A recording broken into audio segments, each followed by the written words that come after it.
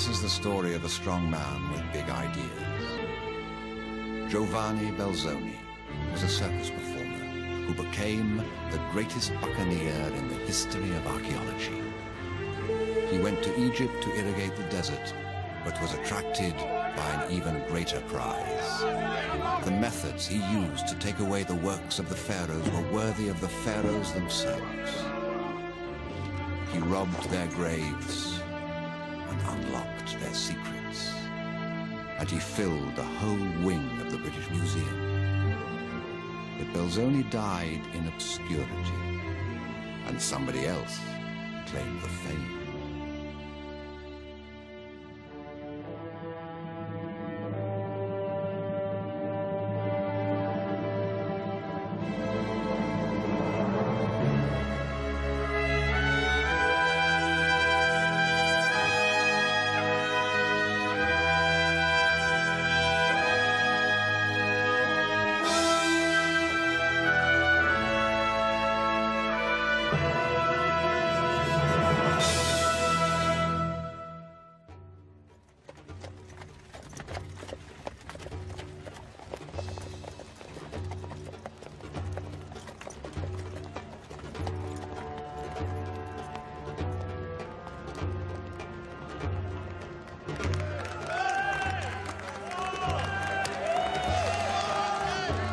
Giovanni Belzoni was a strong man, the strongest man in London. He stood a massive 6 foot 7 inches.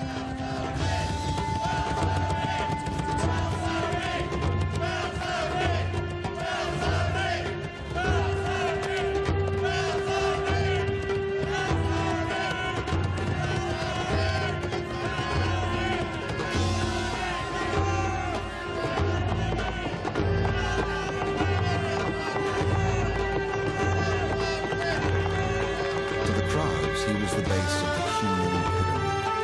8 people on an iron truss strapped around the shoulders of one man.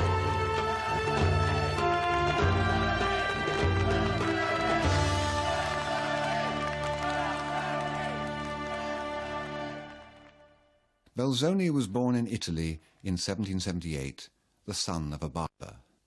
As a young man, he was in constant flight from Napoleon Bonaparte's invading armies. They seemed to follow him all through Europe. So it was as a refugee that he came to England in 1802. I am destined to travel. My family were not rich, so I did not choose to be a burden to them. I have visited different parts of Europe and suffered many injustices. I have been wandering ever since.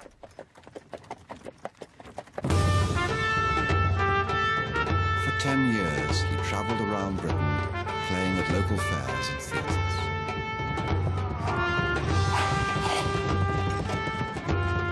He used a variety of stage names: the Italian Hercules, the Patagonian Samson, but always the strong man.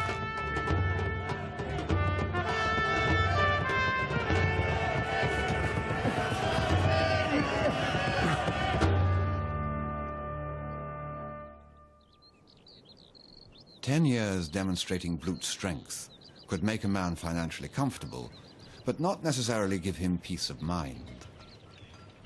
And Belzoni was a thinking man. He saw himself not as a circus freak, but as a man of logic. What interested him were the new sciences, optics, electricity, and his real passion, hydraulics. It was hydraulics that inspired his grand cascade of fire and water.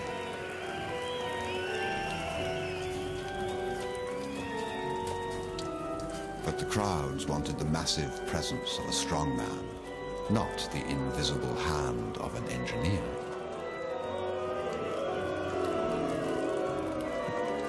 My inventions fell among the audience like pearls among swine.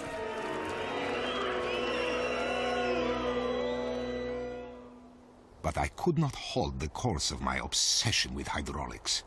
If I was to be recognized as a scientist, then it would no longer be in the circus, but in the field of learning. In 1815, Belzoni left England, determined to sell his skills elsewhere.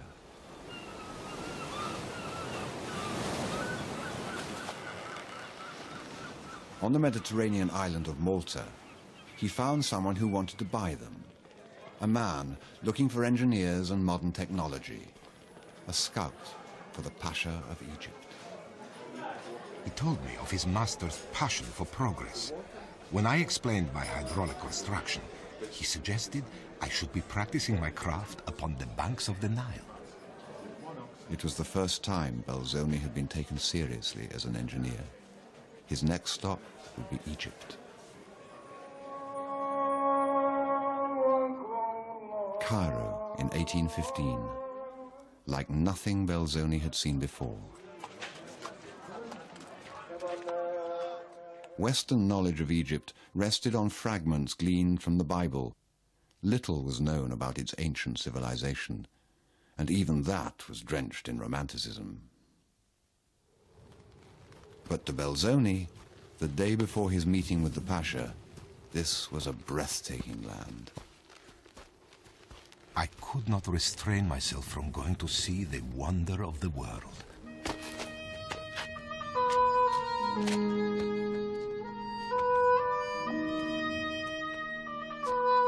The scene here is majestic and grand. A mist over the plains of Egypt formed a veil which vanished gradually as the sun rose and unveiled to the view that beautiful land.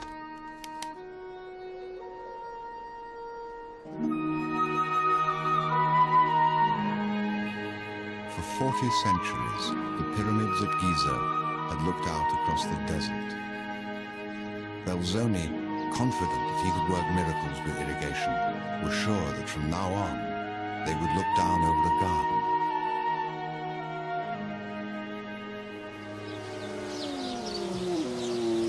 Belzoni erected his water wheel in the grounds of the Pasha's palace. My machine was set to work, and although constructed in bad wood by Arabian carpenters, it drew 6 or 7 times more water than the common machines. The wheel was a huge success, in engineering terms. But in political terms, it was a disaster.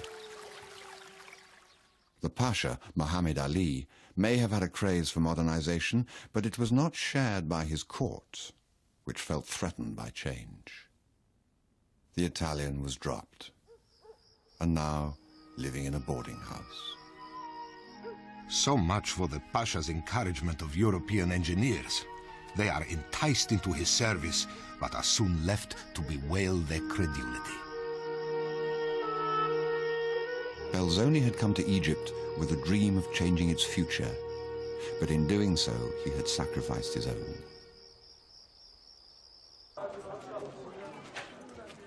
While the great Belzoni was languishing in Cairo, an Englishman arrived who would change the course of his life. Henry Salt, the first British consul to Egypt. Salt was most things that Belzoni wasn't. He was pompous and self-pitying. But, like Belzoni, he had ambition. As a young man, he had become an Egyptologist. When Belzoni was in fairgrounds making human pyramids, Henry Salt was studying the real thing.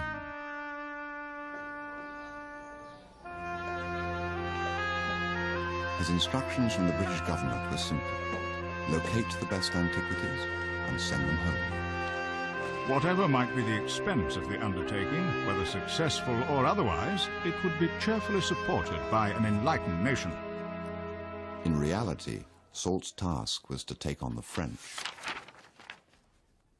In 1798, Napoleon had sent an invasion force to Egypt, and ever since his engineers had been recording and removing the great works of the pharaohs. They'd had the field to themselves, but now Salt wanted a piece of the action. His first target was Ozymandias, a huge granite head 500 miles from Cairo. To fetch it, he needed a strong man, someone with nothing to lose. On March the 12th, 1815, the destitute Belzoni was invited to the consulate. Their meeting was brief and decisive.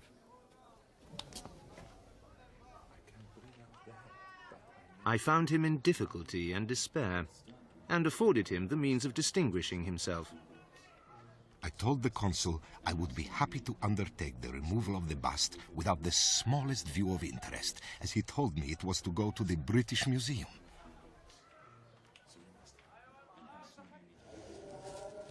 An arrangement was made.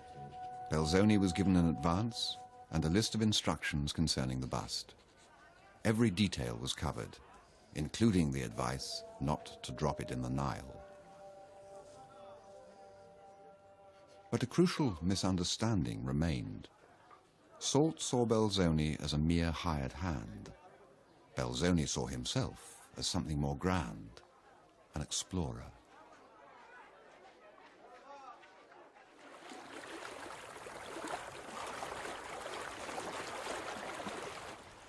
I hired a boat at a very cheap rate.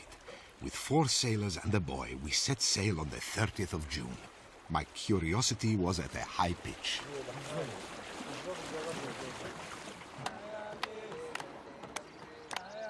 It was the first time he had gone south from Cairo, and this was a different, remoter country. He had no idea what to expect.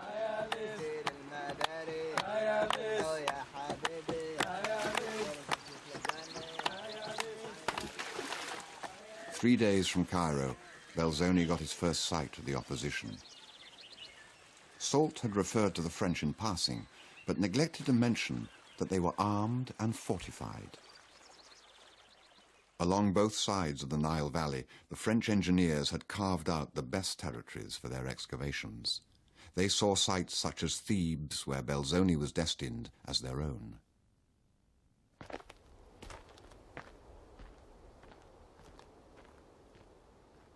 It appeared to me like entering a city of ancient giants, who after a long conflict were all destroyed, leaving the ruins of their temples as the only proof of their existence. On looking at places of such magnitude and antiquity, inhabited by a half-savage people, makes one strongly feel the difference between ancient and modern Egypt.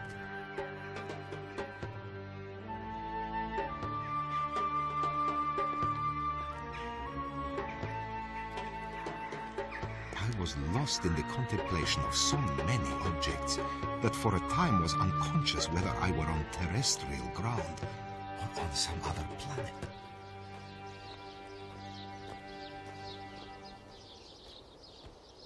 Following Salt's instructions, Belzoni found the head of Ozymandias in the temple, exactly where the consul said it would be.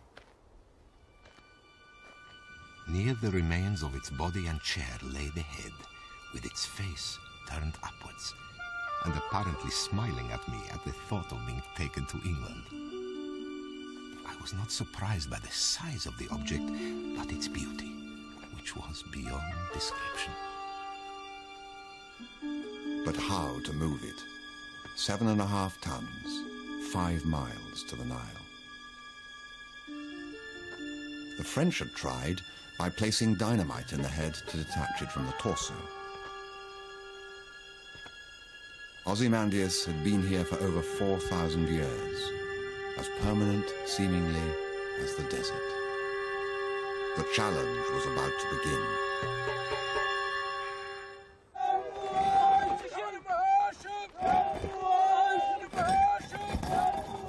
The problem of moving 7 tons of granite the 5 miles to the river had brought out the best in Belzoni the engineer.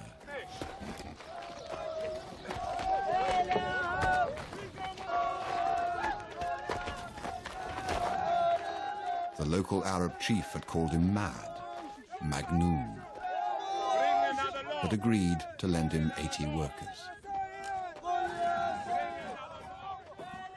But pray, he said smilingly, have you a scarcity of stones in Europe that you come here to fetch them away?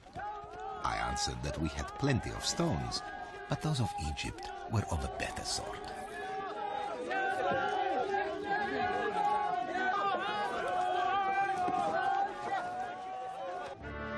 Once out of the temple, good progress was made. In the next 3 weeks, they pulled the head 2 miles.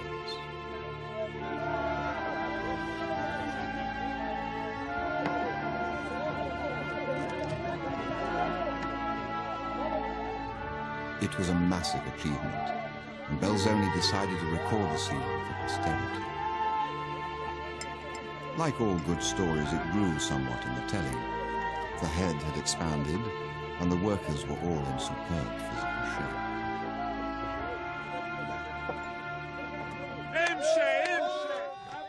Progress was satisfactory, but Belzoni was not yet in the clear. He'd now reached the Nile's floodplain, and this was dangerous. If the rains came, the head would have to be abandoned to the swollen river.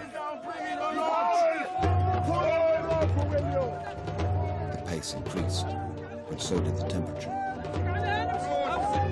Belzoni's strength began to fade. I never felt the sun so powerful before in my life. Being in the hottest season, the air was inflamed, the wind on fire.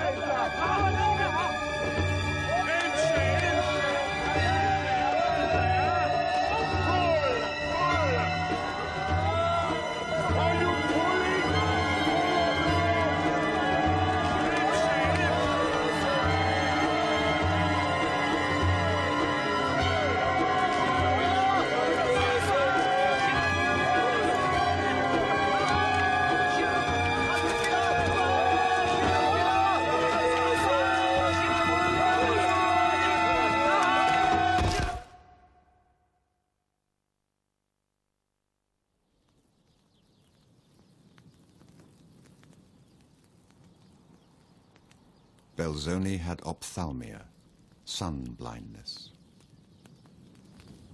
The locals took pity and treated him with a medicine based on a recipe of garlic and herbs. But for 3 weeks, he couldn't see a thing. And all the time, Ozymandias was sitting near the Nile with the rainy season approaching.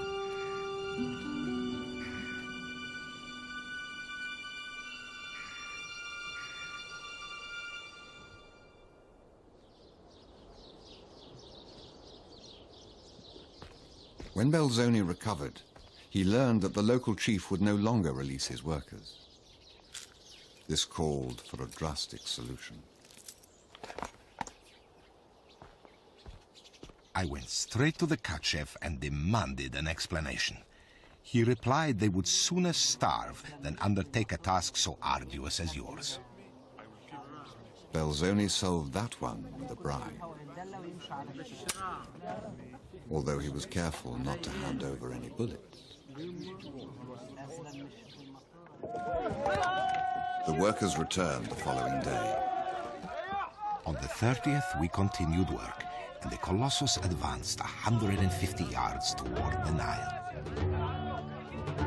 On the 31st, we could not proceed, as the road became so sandy that the Colossus sunk into the ground. On the 3rd, we did extremely well, and advanced nearly 400 yards. On the 10th and 11th, we approached the river. And on the 12th, thank God, Ozymandias arrived on the bank of the Nile.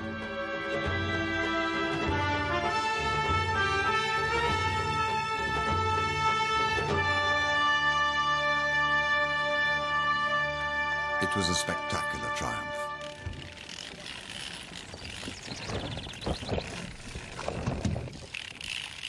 As soon as the head was safely on the boat, Belzoni sent a message to Salt telling him of his success. To the British consul in Cairo, I am pleased to relate that Ozymandias has begun its journey to England.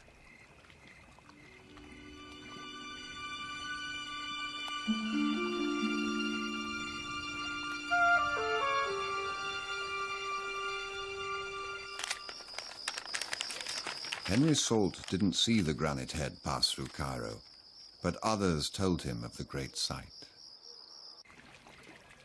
He then wrote his report for the London papers, substituting his own name for Belzoni's. By the indefatigable labours of Mr. Salt, the British Museum is to become the richest depository of Egyptian antiquities in the world.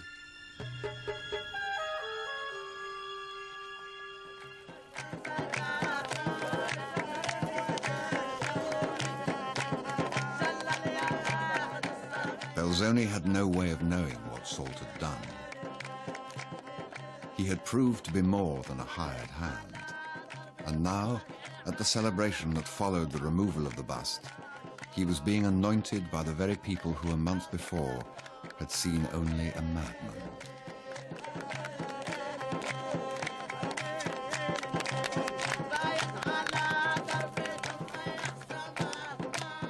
In Egypt, Belzoni was becoming a legend.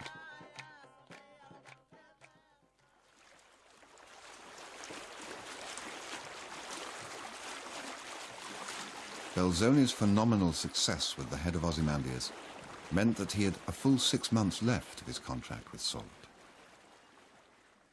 All the time evading the French, he went further up the Nile on a collecting spree. Everything, he believed, would go to the British Museum.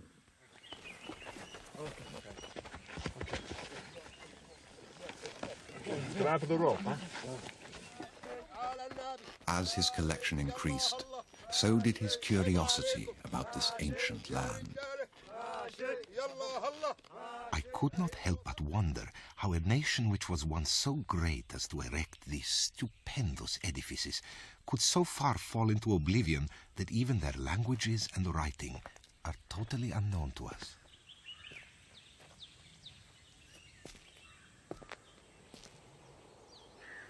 I do not know that I ever quitted a place with so much regret, but my principal object would not permit me to stay here any longer.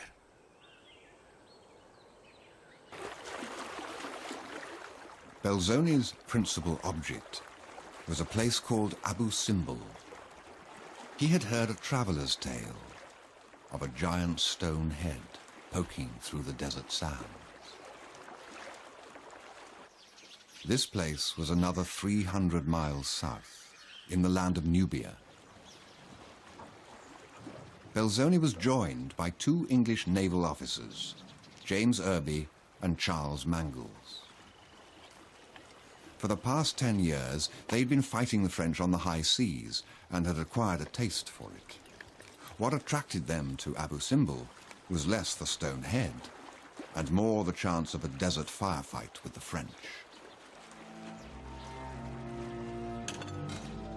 The French were increasing their presence and had moved into territory that Belzoni had just excavated.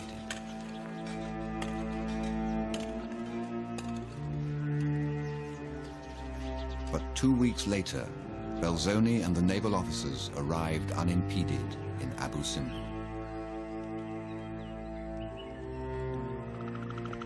Beneath this massive dune, according to Belzoni, they would find a submerged temple.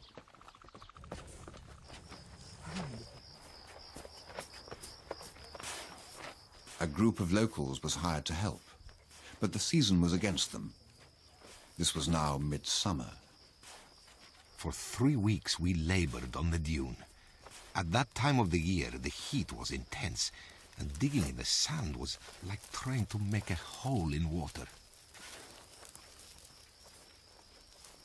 The holy month of Ramadan came, and the Muslims left. Then the heat got the better of Irby and Mangles. And finally, Belzoni gave in.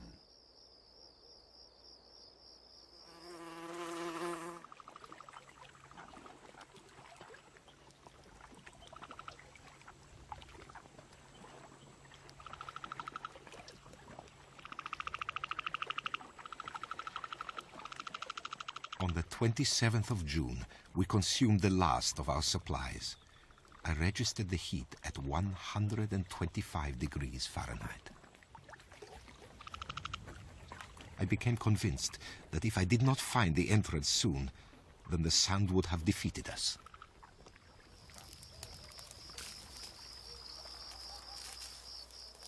Back in the comfort of the consulate, Soult was waiting for news of Belzoni. I'm sorry to say that Cairo by no means agrees with me. In the months of July and August, it is a perfect furnace. To stagnate thus, at a distance from all science, literature, arts, delicacy and taste, is a punishment almost sufficient to drive one mad. In Abu Simbel, Belzoni had found the solution: water. By dampening the sand, the men were able at last to make a proper impression into the dune.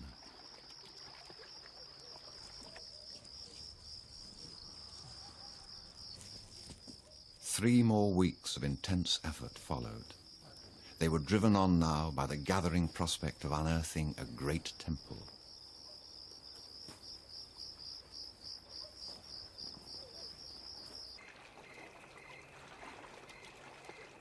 At last, on August the 1st, 1817, they found the entrance. It was just a small incision in the rock, but wide enough for a man to scramble through.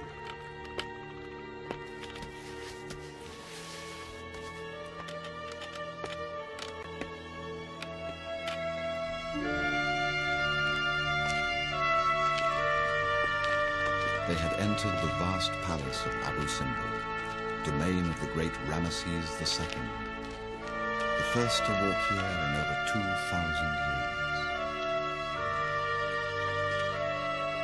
A circus man in an altogether grander theatre.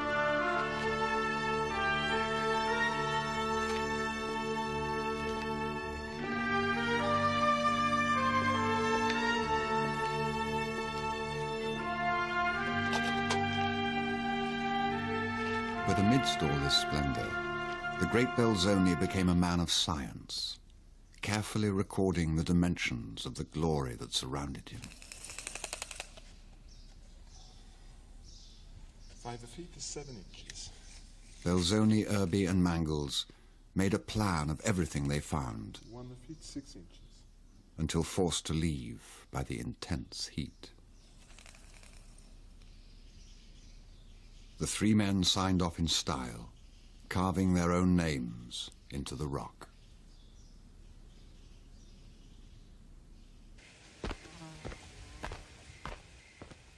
From Abu Simbel, Belzoni returned alone to Thebes. But the situation there had changed dramatically since the summer. The French had moved into the ancient city and intensified their operations. Belzoni returned to see his own stockpile of antiquities smashed up by the French engineers. He was furious and tried to get back to his old excavation. But he was spotted, and the cry went up.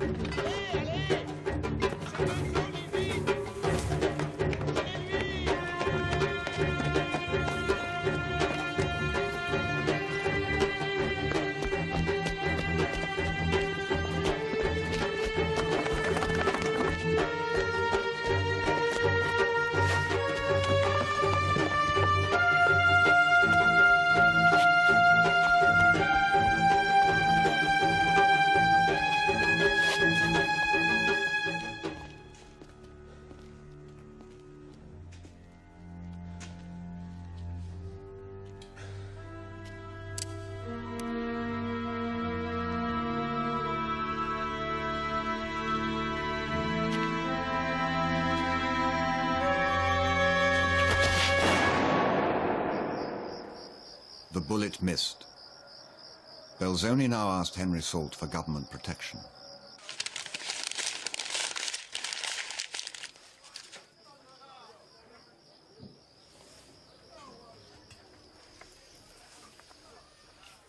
My dear Belzoni, I do not agree with you in considering this to be a national insult or as having anything to do with my consular character. You must be aware that you are not at present engaged in any official employ. It is absolutely necessary that this should be explicitly understood. I am collecting for myself, and you are acting in a private capacity.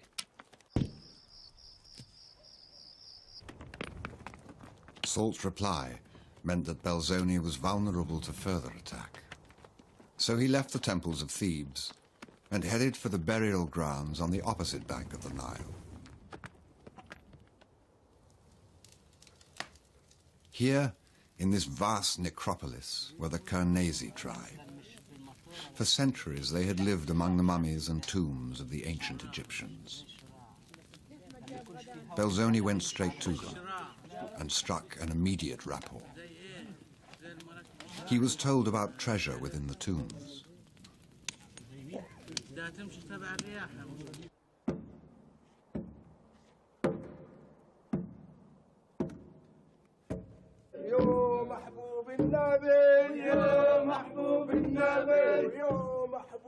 Kernesi tomb robbery was not a subtle art.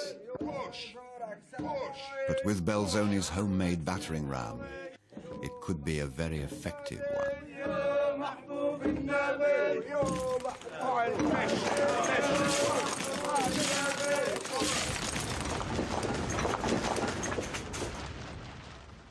I succeeded in obtaining admission into any cave where mummies were to be seen.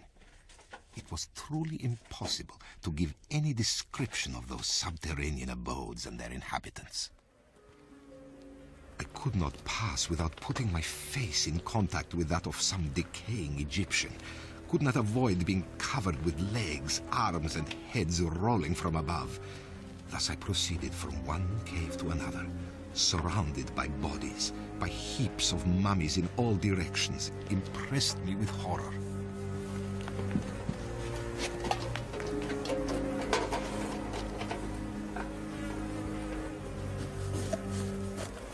While the tribesmen went in search of gold, Belzoni went in search of papyrus. It was from these records, hidden in the mummies, that scholars would eventually piece together the history and belief system of ancient Egypt. Belzoni was slowly unraveling a mystery.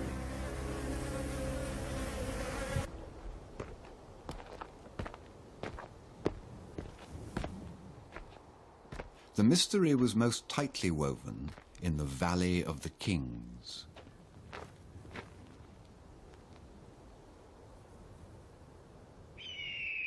Here there were meant to be the undisturbed tombs of the pharaohs, but no one knew where. Perhaps the constant observations I made in the Valley of the Kings enabled me to see what other travelers had missed. I often observed travelers who, confident of their own knowledge, let slip opportunities of ascertaining whether or not they were correct in their notions.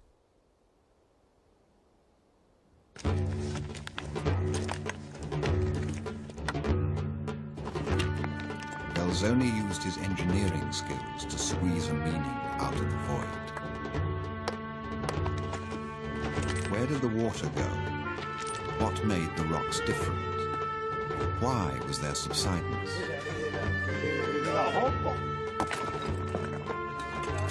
In 2 weeks, the men shifted enough stone to build themselves a small pyramid.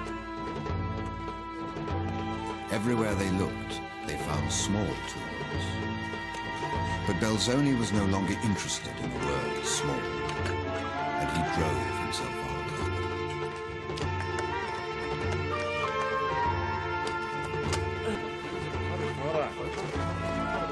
On the 16th of October, Belzoni found what he was looking for.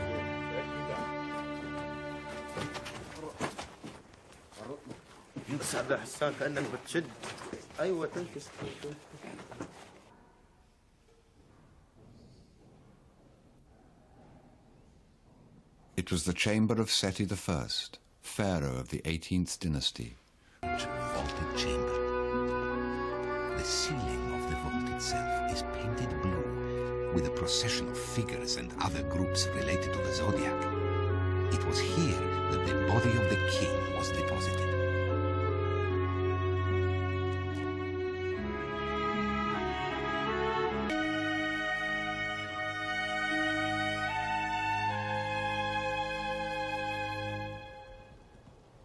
While Belzoni studied the tomb in detail, Henry Salt, having heard the great news, was rushing to the Valley of the Kings. He had with him a party of touring English aristocrats, Lord Belmore, his family, and his biographer.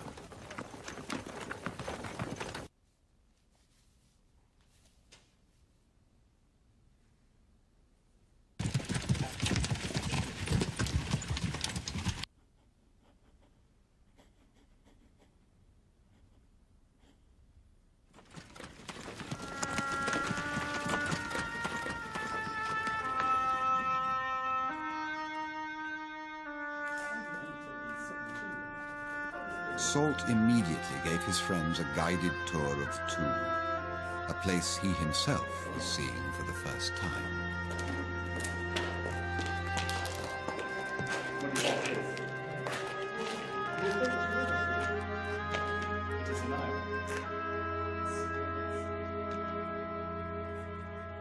The Italian was ignored.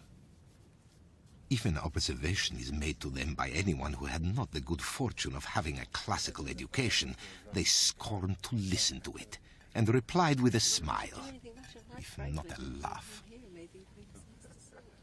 Belzoni felt slighted, especially when Salt referred to him as his man, and the tomb as my discovery. He could feel the glory slipping away. It's all for Salt. I find these. If they are not for Belzoni, they are for no one. I finish.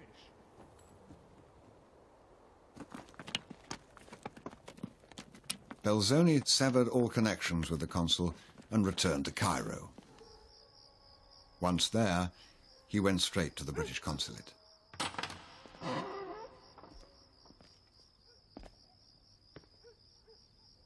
In the yard, he found his entire collection amassed and ready to be shipped back to England.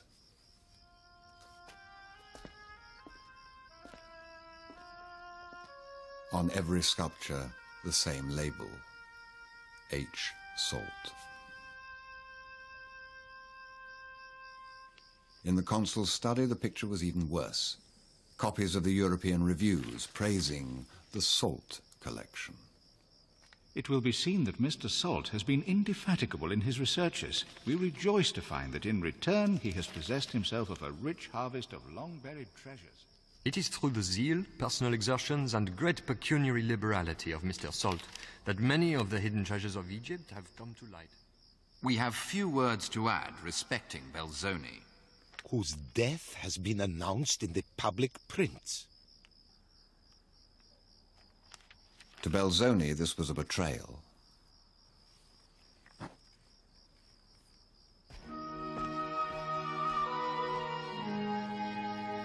How to avoid being erased from the record? This was now the question.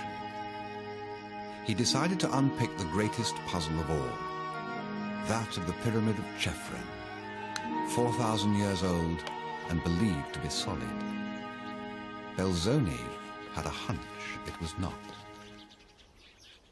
My eyes were fixed on that enormous mass, which for so many ages has baffled the conjectures of ancient and modern writers.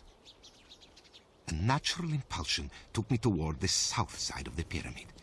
I examined every part and almost every stone. Then I came around to the north. Here, the appearance of things was somewhat different from that of any of the other sides. Having made this clear and simple observation, I found that if there were any chamber at all in the second pyramid, the entrance could not be in the center. But calculating by the passage in the first pyramid, the entrance would be nearer 30 feet to the east. This gave me no little delight, and hope returned to cherish my pyramidical brains.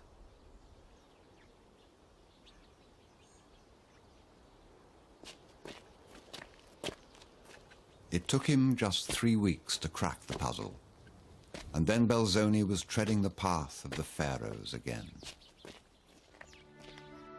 I had the pleasure of finding myself in the way of the central chamber of one of the two great pyramids of Egypt.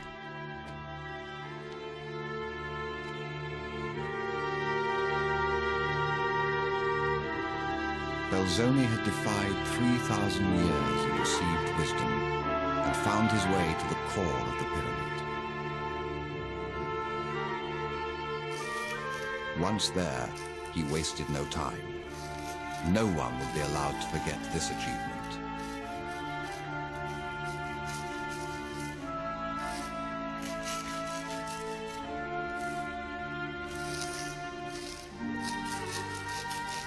Scoperta dagli Belzoni. Belzoni found it.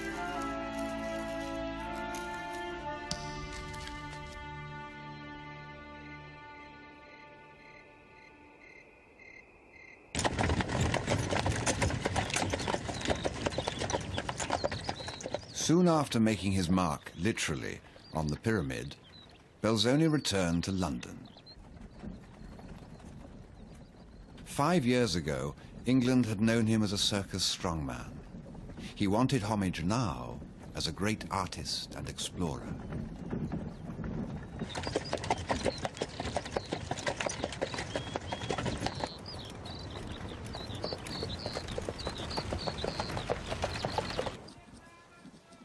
The first thing he did was to begin his narrative, a rollicking account of his Egyptian campaign.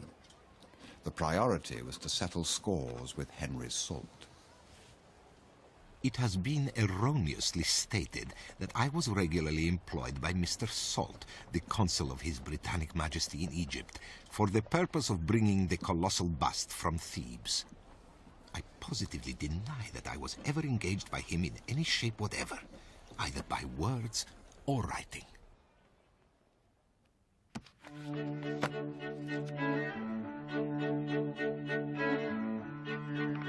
To the alarm of Salt, London warmed to this mysterious man licking his wounds in public and thrilled to his tales. Despite Salt's rebuttal, the narrative went into a second, then third edition. And then Belzoni's drawings and sketches were published to further acclaim.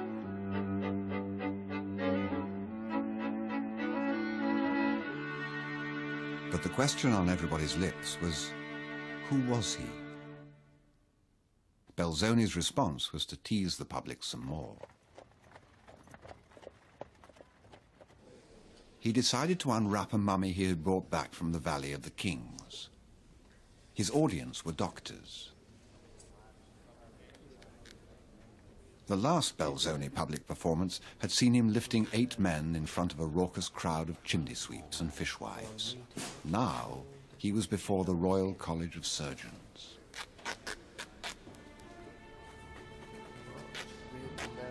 We watched this gigantic man in fascinated silence as he attacked his bundle of rags.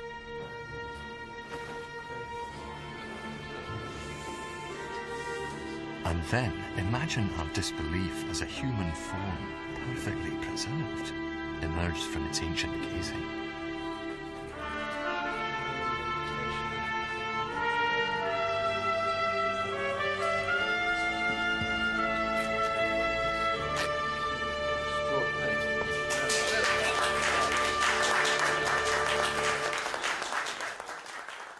It was the first mummy that London had ever seen, and it further stoked the public appetite. Now Belzoni's show moved to the Egyptian Hall in Piccadilly.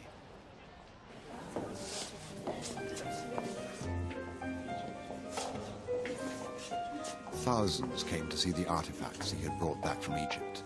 The Sekhmets, the Sphinxes, the papyrus. But the greatest attraction was the man himself, Giovanni Belzoni. The great lion, great in every sense, was the gigantic Belzoni, the handsomest man for a giant I'd ever seen. He seems a man of great simplicity, tells his pains and pleasures with the openness of a child. His story is like a fairy tale. The Duchess of Beaufort. The invitations rolled out, and the grandees rolled in. Everybody wanted to be seen with the great explorer. Sir Walter Scott. Thank you for coming, my friend. Did I not tell you you've seen many wonders? When the show finally closed, Belzoni was able to look back at a satisfying box office success. But what he really wanted was the recognition of the experts. He approached the British Museum and asked them to buy the Belzoni collection.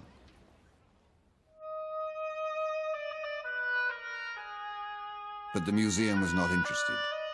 It already had the greatest of Belzoni's finds, deposited by Henry Salt.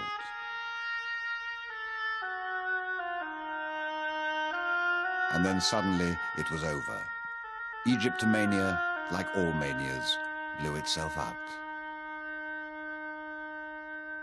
Belzoni was replaced in Piccadilly by the elastic midgets.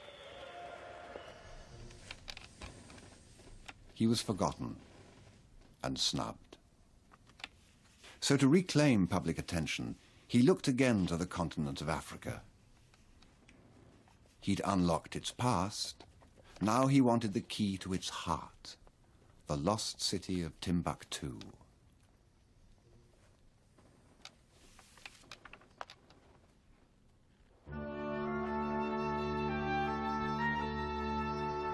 In 1822, Belzoni set off on his last quest. He would never return. That year, a young English poet, Shelley, first saw the great bust. His poem, Ozymandias, was a tribute to an ancient civilization and an obituary for a forgotten man. I met a traveller from an antique land who said, "Two vast and trunkless legs of stone stand in the desert. Near them on the sand, half sunk, a shattered visage lies. My name is Ozymandias, King of Kings. Look on my works, ye mighty, and despair. Nothing beside remains. Round the decay of that colossal wreck, boundless and bare, the lone and level sands stretch far away."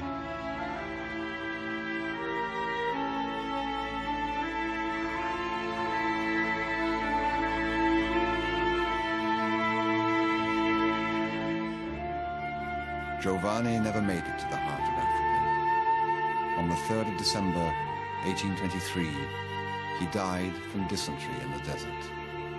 He was 800 miles from Timbuktu. His greatest discoveries remain inside the British Museum as the Salt Collection.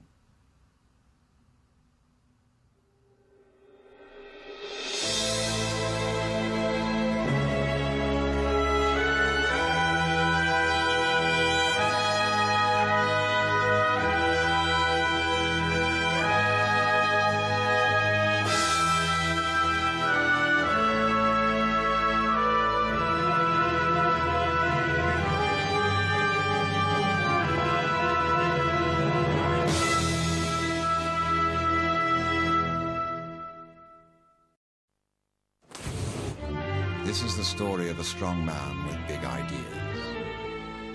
Giovanni Belzoni was a circus performer who became the greatest buccaneer in the history of archaeology. He went to Egypt to irrigate the desert, but was attracted by an even greater prize. The methods he used to take away the works of the pharaohs were worthy of the pharaohs themselves. He robbed their graves and unlocked their secrets. And he filled the whole wing of the British Museum. But Belzoni died in obscurity, and somebody else claimed the fame.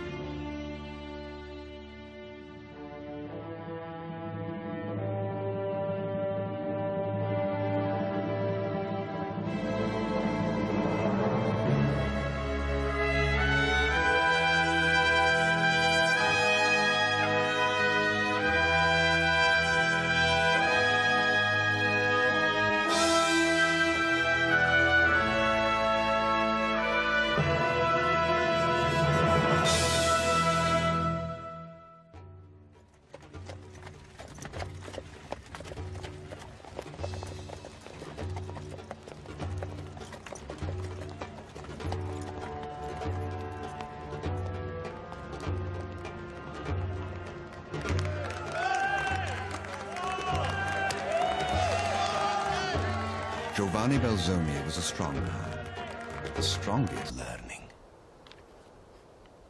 In 1815, Belzoni left England, determined to sell his skills elsewhere.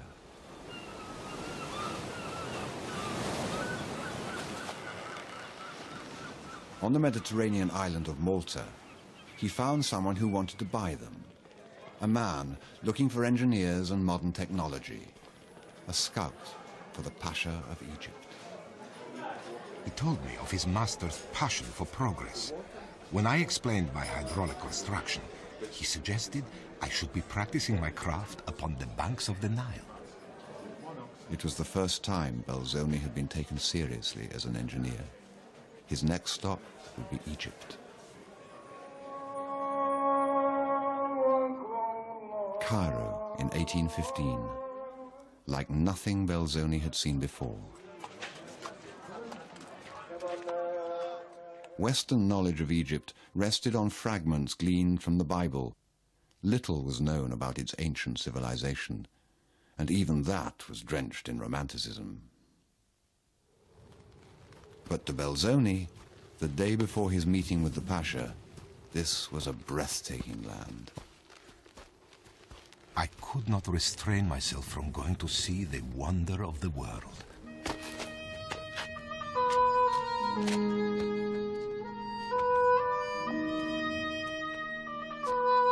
The scene here is majestic and grand. A mist over the plains of Egypt formed a veil which vanished gradually as the sun rose and unveiled to the view that beautiful land.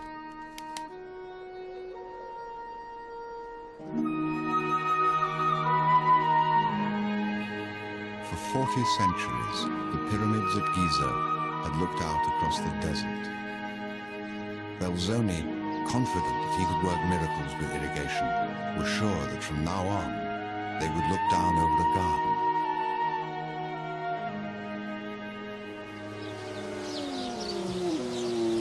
Belzoni erected his water wheel in the grounds of the Pasha's palace.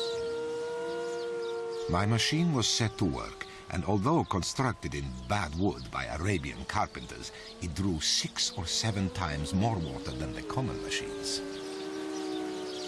The wheel was a huge success, in engineering terms. But in political terms, it was a disaster. The Pasha, Muhammad Ali, may have had a craze for modernization, but it was not shared by his court, which felt threatened by change. The Italian was dropped, and now living in a boarding house. So much for the Pasha's encouragement of European engineers. They are enticed into his service, but are soon left to bewail their credulity. Belzoni had come to Egypt with a dream of changing its future, but in doing so, he had sacrificed his own. Man in London. He stood a massive 6 foot 7 inches.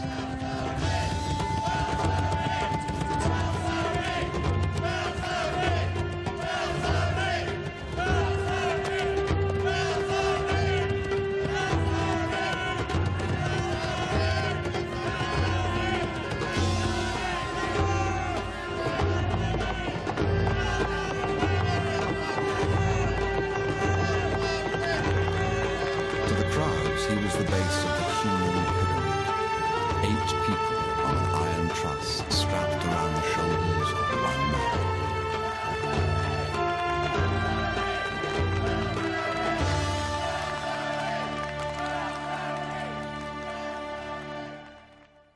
Belzoni was born in Italy in 1778, the son of a barber. As a young man, he was in constant flight from Napoleon Bonaparte's invading armies. They seemed to follow him all through Europe. So it was as a refugee that he came to England in 1802. I am destined to travel. My family were not rich, so I did not choose to be a burden to them. I have visited different parts of Europe and suffered many injustices. I have been wandering ever since.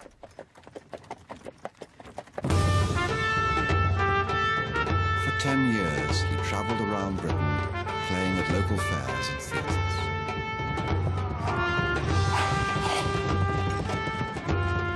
He used a variety of stage names: the Italian Hercules, the Patagonian Samson,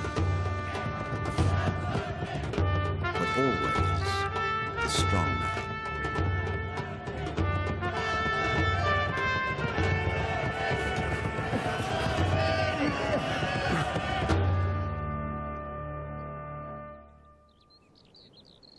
"10 years demonstrating brute strength could make a man financially comfortable, but not necessarily give him peace of mind. And Belzoni was a thinking man. He saw himself not as a circus freak, but as a man of logic. What interested him were the new sciences, optics, electricity, and his real passion, hydraulics.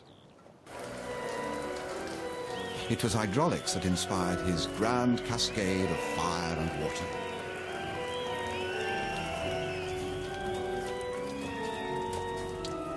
But the crowds wanted the massive presence of a strong man, not the invisible hand of an engineer.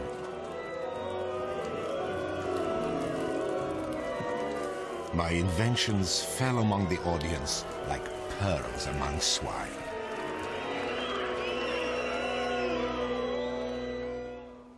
But I could not halt the course of my obsession with hydraulics. If I was to be recognized as a scientist, then it would no longer be in the circus, but in the field of